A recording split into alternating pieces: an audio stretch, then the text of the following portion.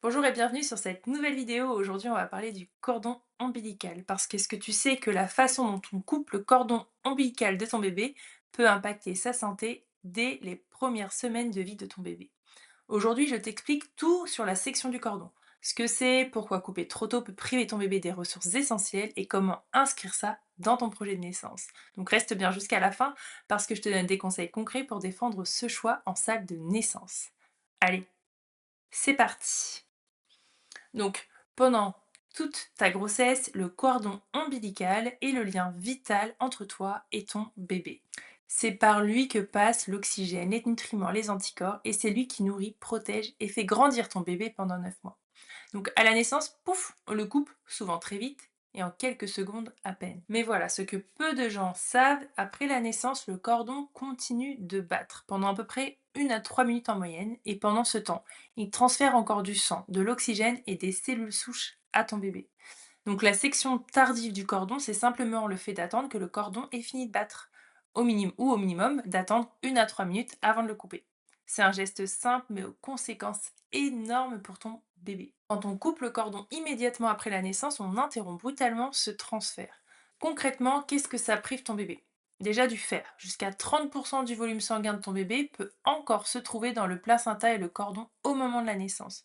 En coupant trop tôt, tu prives ton bébé d'une réserve de fer essentielle pour son développement neurologique pendant les premiers mois de sa vie.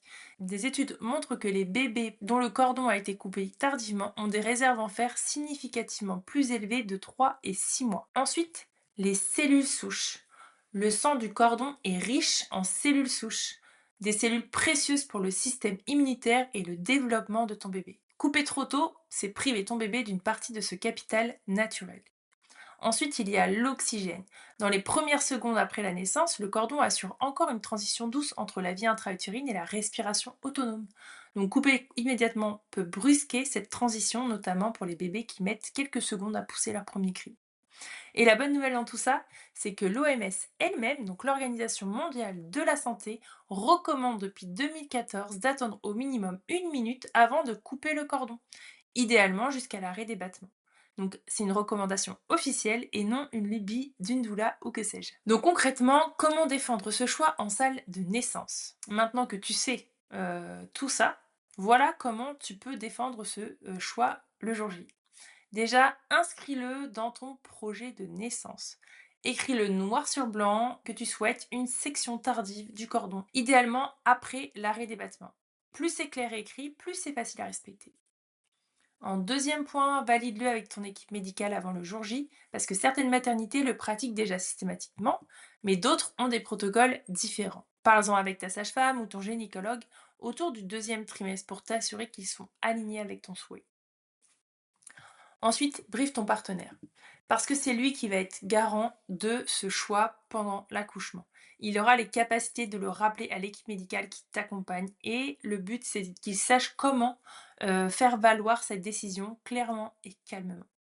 Enfin, sache que tu peux aussi proposer à ton partenaire de couper le cordon. Attendre que le cordon ait fini de battre ne veut pas dire qu'il ne peut pas le couper. Donc tu peux tout à fait attendre qu'il ait fini de battre et laisser ton partenaire couper ensuite le cordon. C'est un moment fort symbolique qui marque l'entrée de votre bébé dans le monde en douceur. Le cordon ombilical, c'est 9 mois de lien entre toi et ton bébé. Il mérite qu'on le laisse le temps de finir son travail. Ce n'est pas un détail, c'est un choix éclairé. Tu peux inscrire dans ton projet de naissance dès maintenant.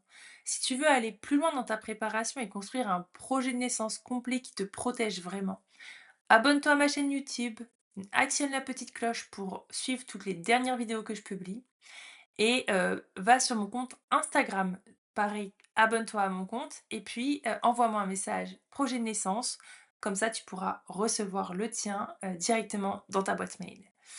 J'espère que cette vidéo t'a éclairé pour faire un choix sur le clampage du cordon et je te dis à bientôt.